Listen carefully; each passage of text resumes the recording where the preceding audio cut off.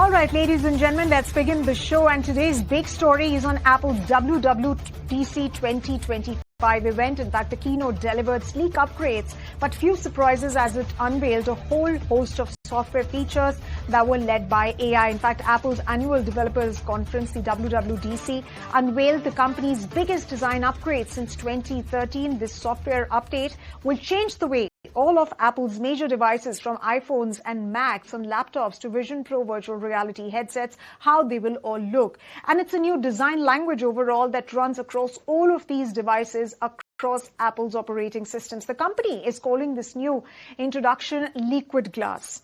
So you see iPhones and iWatch and of course the Apple TV ecosystem, their lock screens look like a glass. The buttons, they have that effect as well of liquid glass and other animations. They give you a feel of fluidity sliding over. So that's the big design push that's coming in from Apple. Other than that, the event also focused on giving a push to artificial intelligence. Now, this, even as the company has been a tad slow in adapting to the developments around AI. So some of the very interesting announcements that were made to softwares included lyrics translation in Apple Music. Any app can tap into foundational AI models, and it's not just going to be restricted to apps like Siri. And there's going to be intuitive layout on iPhone. ChatGPT will be now used for image generation, and live activities from iPhone can now appear on your Mac devices. So a whole host of announcements that were made by Apple's key executives late last night. And of course, reactions to those announcements are all over the map, the great, the not so great. But what's new and what's upgraded, and what does it really mean for the company going forward? How are investors really looking at all of those announcements? To discuss that and more, I'm now joined by Tarun Pathak.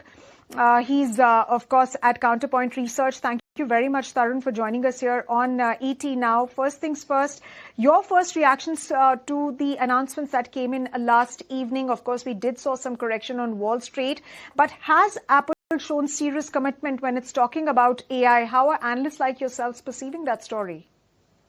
Thanks, Sumita, for having me on the show. Yes. So if you look at like yesterday, if you look at one of the key takeaways was Apple highlighted as one of the core strengths, and which is delivering a unified and seamless experience across its hardware. And on top of it, what they did is they added an additional visual appeal to it, which is the biggest visual overhaul after iOS 7. I think that is what Apple does the best, the very tight-knit overall ecosystem level approach. This is what Apple is very good at. And if there is any company in the world that can pull off such a design change and the language, that is no other than Apple. So I think what they need to do is they will have to very carefully balance between transparency here with readability to make this work well for user. Obviously, it's a beta stage and things will get better on from there onwards. Obviously, there has been an update to, like you can say, OS 26 now, X into, because it is now similar across different hardwares. But the key surprise for us was the AI. So on top of it, it might look like sprinkling of different AI features across the product categories. But if you deep dive into it, there is a clear-cut Apple strategy and approach what they're taking for AI, which is they're going more from the personalization point of view, developing a use cases that mean realistic for users, which is go for on-device use cases, go for privacy, which is actually one of the key differentiator for Apple. And now with opening up these APIs to the developers, I think that is where we'll see some of the use cases emerging up and developers coming up with some of the use cases for different apps in coming quarters. And I think that's going to be the key here. Right. So Tarun, you've spoken about how, Apple is opening up these ecosystems for developers. And of course, it's been giving that push to developers since past many months, in fact now. But what, in your opinion, is Apple's strategy when it comes to developers, and how significant is that going to be for the company? Yes, definitely. So if you look at the entire foundation is dependent on model, and we were on the ground and we actually interacted with a couple of developers. They are super excited about it and building apps on top of it. And I think if you look at from the strategy point of view, it is not just a device centric AI strategy. It's not just iPhone centric. So what they are while I was speaking to some of the developers on the ground yesterday, what they meant is like for them, the AI strategy is across the Mac, the iPad, and the iOS on top of it. So that is where, and what strategy they are looking into is the on-device SLMs, the small language models, which the developers will have no access to. And so, as you pointed out, like there will be use cases beyond Siri that will be opening up. So, for example, what we have seen on the ground yesterday, a couple of those Right. use cases across, like for example, watch the workout buddy, or if you look at from the Right. live translation, that worked Right. really flawlessly.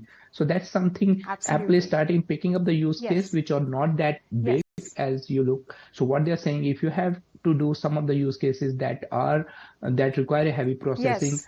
we are open for the cloud to do it. But then there are use cases that Yes. depend on Right. the personal graph. Then Yeah. they'll rely on the on-device for that. Yes.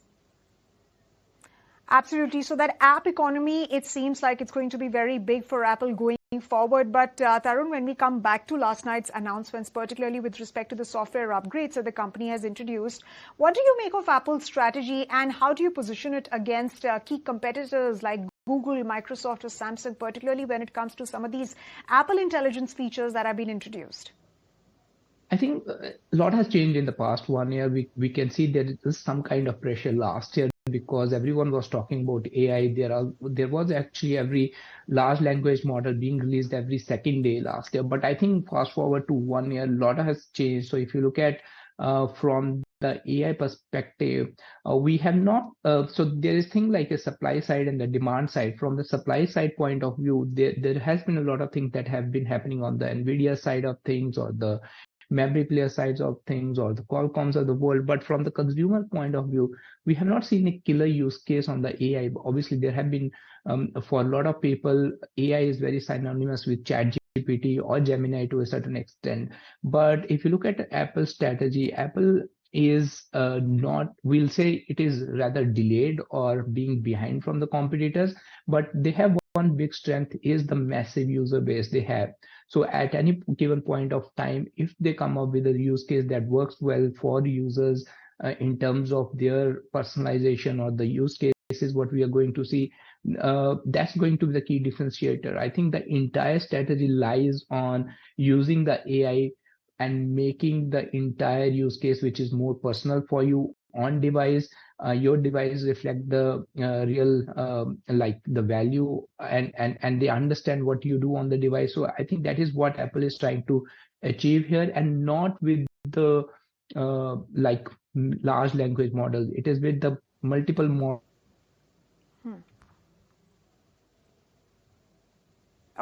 Okay, so that's Apple's strategy, which is essentially to bet on the app ecosystem and, of course, to make all of these apps that are available on its ecosystem accessible to everybody and, of course, to boost the content creation community as well. But Tarun, what do these announcements really tell you about Apple's strategic trajectory and priorities? So whether it is renaming the iOS, increasing connectivity, or expanding its AI features, and how are investors then looking at the story that's coming in from Apple, the strategy that Apple has and the priorities that it has?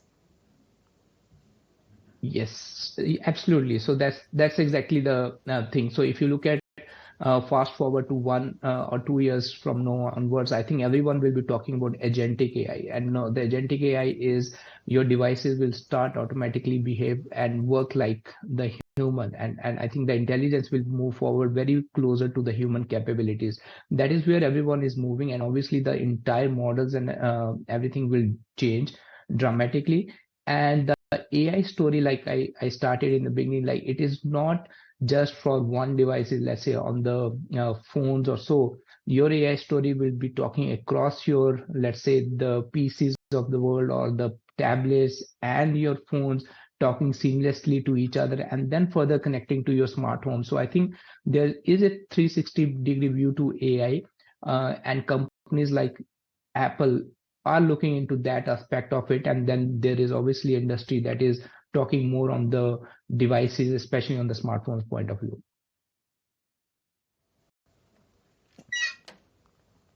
Right, Tarun. And how do you really look or expect investors to look at Apple as a company in the current macro environment and with the push that now it's given to, agentic AI, which will become more relevant over the next 2 years is something that you're stating. But most importantly, how are investors looking at this?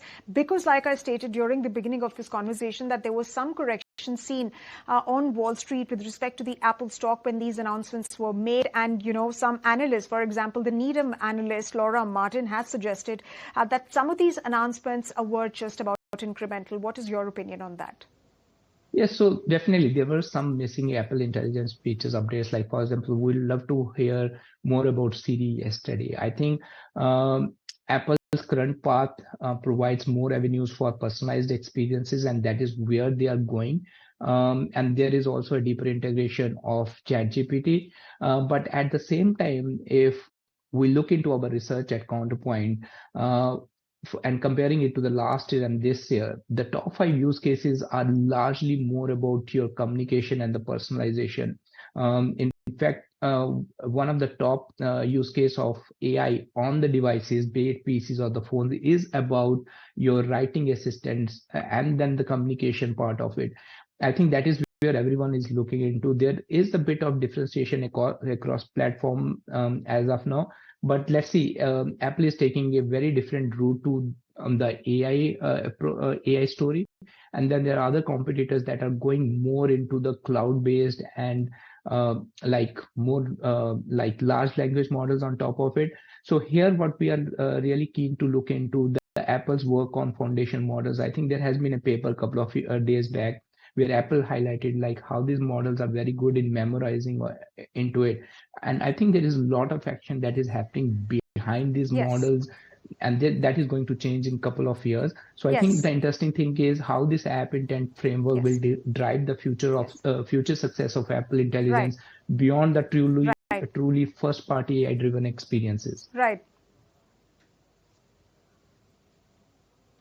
Right, Tarun, and that will be interesting to see given the fact that we are seeing rapid developments come in at the AI segment, whether it is from ChatGPT, DeepSeek as well, and now India is also developing its own AI model.